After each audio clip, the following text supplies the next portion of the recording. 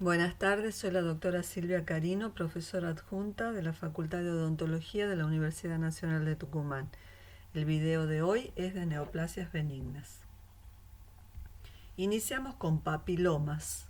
Ejemplo, papiloma laringio. Es el tumor benigno epitelial más común de la laringe. Está causado por infección de HPV 11 y 6. Puede ser solitario o múltiple. Cuando es múltiple se denomina papilomatosis laringia, sinónimo papilomatosis respiratoria recurrente. La edad de presentación tiene dos picos.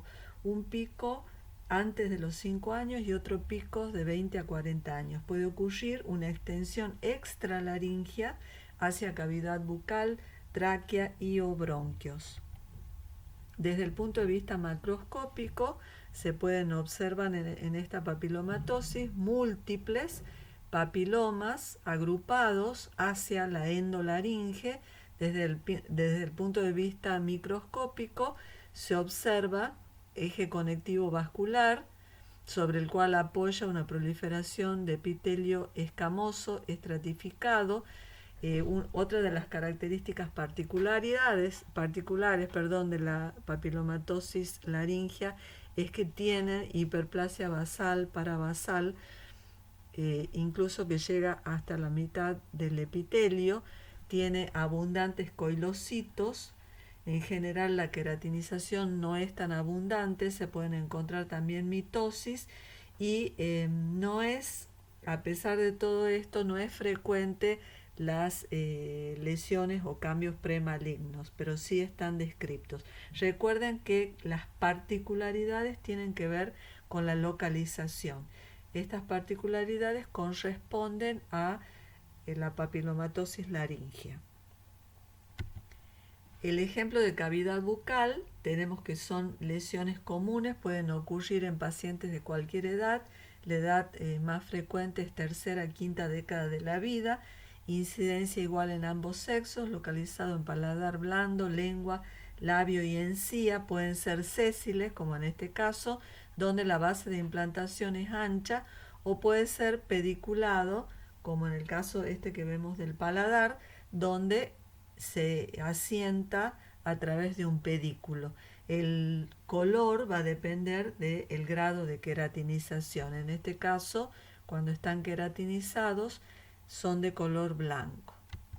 Como síntesis de los aspectos clínicos, son exofíticos, digitiformes, la superficie es como dedos, el color varía según el grado de queratinización, pueden ser blancos, rosados, sésiles, pediculados. En este caso sería un tipo de implantación sesil con una base ancha. Con respecto a la etiología, la infección por HPV es la que ha sido reportada. Los subtipos más comunes son el 6 y el 11, con una prevalencia aproximada del 34%. La mayoría de los papilomas orales son solitarios y crecen hasta un tamaño de 0,5 centímetros. Si bien la mayoría son solitarios, puede haber también papilomas múltiples, por ejemplo, en casos de infección de HIV y en pacientes trasplantados. La característica que produce la infección del virus es la formación de coilocitos, es decir, halos claros perinucleares. La histopatología, en particular del papiloma oral, son proyecciones digitiformes con queratinización variable de tipo paraqueratinización u ortoqueratinización. En general, los coilocitos son escasos, las mitosis son poco frecuentes y el tejido conectivo presenta capilares dilatados. Acá tenemos otra imagen. Esta es la mucosa donde asienta el papiloma, el eje conectivo vascular, la proliferación del epitelio, las papilas hacia el exterior que le dan ese aspecto digitiforme característico. Acá vemos otras imágenes, eje conectivo vascular, proliferación del epitelio plano estratificado. son pocos coilocitos, mitosis infrecuente para los casos del papiloma oral. Acá vemos queratinización, que va a ser variable también de acuerdo a la localización, y eso le va a variar el aspecto y el color clínico. Pasamos a verrugas vulgaris. Es una lesión escamosa benigna hiperplásica localizada de morfología verrugosa tipo coliflor, inducida por HPV, ocurre en niños y adolescentes y está asociada a los subtipos 2, 4, 40, 57. Se localiza en piel, en los dedos de la mano, en el dorso de la mano. También podemos encontrarla en cavidad oral, pero es menos frecuente, en labios, paladar, lengua, encía. Son asintomáticas, sesiles o pediculadas, superficie de color blanco, miden hasta 5 milímetros, puede ocurrir lesiones múltiples, agrupadas. Acá podemos observar múltiples lesiones en los dedos, y acá desde el punto de vista histopatológico, hiperplasia del epitelio, plano estratificado, gran queratinización. A mayor aumento podemos ver los halos claros, los gránulos de queratohialina gruesos, ya lo vamos a ver con más detalle en estas imágenes. Acantosis es el aumento del espesor del epitelio a expensas del estrato espinoso, de la capa espinosa.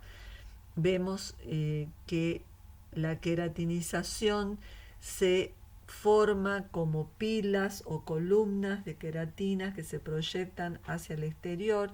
Esas proyecciones papilares, aumento del espesor de la capa granulosa, la presencia de gruesos gránulos de queratohialina, los halos perinucleares que nos indican la infección viral, y el característico, la convergencia de las crestas epiteliales hacia el centro. Pólipo adenomatoso, pueden ser sésiles o pediculados, solitarios o múltiples, constituyendo los múltiples la poliposis. Son asintomáticos, pueden ser en algunos casos sangrantes, se localizan a lo largo del intestino y puede existir una predisposición familiar. Desde el punto de vista de la microscopía, tienen un eje de tejido fibroso vascularizado cubierto de mucosa intestinal, aumento del número de estructuras glandulares, pueden tener atipías que pueden ser leves, moderadas a severas, y recuerden que estos pólipos se pueden transformar en algunos casos hacia adenocarcinomas. El síndrome asociado a pólipos y a papilomas es el denominado síndrome de Peutz-Jeghers, que se caracteriza por papilomas orales, tumores de piel, pólipos colorectales, manchas en manos y pies, manchas mucocutáneas. Acá vemos las manchas en manos y pies, las poliposis intestinales. El síndrome de Gardner es un síndrome compuesto por pólipos adenomatosos, osteomas, quistes de queratinas en la piel y neoplasias de tejidos blandos. En esta imagen podemos ver la presencia de osteomas múltiples en un síndrome de Gardner, presencia de otro de los componentes, los pólipos adenomatosos y los quistes de queratina. Adenomas son neoplasias epiteliales benignas que derivan del epitelio glandular. Ejemplo, adenoma de glándulas salivales. Como ejemplo, vamos a ver el cistoadenoma de la glándula salival denominado tumor de Warthin. Desde el punto de vista macroscópico vemos acá, este es el tumor, esta es la glándula residual, vemos que está circunscripto. Desde el punto de vista macroscópico al corte presenta áreas sólidas, áreas quísticas, esas áreas quísticas con un contenido amarronado. Desde el punto de vista microscópico se caracteriza por la proliferación de células oncocíticas y células basales. que forman papilas que se proyectan hacia las estructuras quísticas. Ahí vemos las papilas, cómo se proyectan hacia la luz de esos quistes. Y el otro componente es el componente linfoide que incluso puede tener centros germinativos. Acá lo vemos a mayor aumento, el componente linfoide y las papilas del epitelio oncocítico y células basales que se proyectan hacia la luz de los quistes. Otro tipo de tumores que vamos a ver son los tumores melanocíticos benignos denominados nevus. En general son neoplasias congénitas o adquiridas de los melanocitos que desde el punto de vista clínico son sólidos de color pardo a marrón, de pigmentación uniforme de menos de 6 milímetros de diámetro, pueden ser máculas planas a pápulas elevadas. Tenemos varios tipos: el nevus yunteo, el nevus compuesto, el nevus intradérmico, el nevus azul, y también vamos a hablar de las características de nevus displásico. Esta sería la clasificación que acabo de mencionar. Nevus yunteo. Los melanocitos proliferan en la porción basal del epidermis, es decir, en el área de la unión de la epidermis con la dermis, donde se localizan con más frecuencia, en las palmas de las manos y en las plantas de los pies. Las características clínicas son aplanados o levemente elevados, no presentan folículos pilosos y presentan un color pardo claro. El color es uniforme, los bordes son uniformes. Desde el punto de vista microscópico, hay una proliferación de melanocitos que se agrupan en nidos o tecas en la unión de la epidermis con la dermis, es decir, por eso se denominan juntios, en la unión dermoepidérmica. Esta es la epidermis y esta es la dermis. Tengan en cuenta que sobre estas lesiones pueden asentar melanomas malignos, que son la contrapartida maligna de estas lesiones. Nevus intradérmico es el tipo adulto común. Su aspecto es papilomatoso,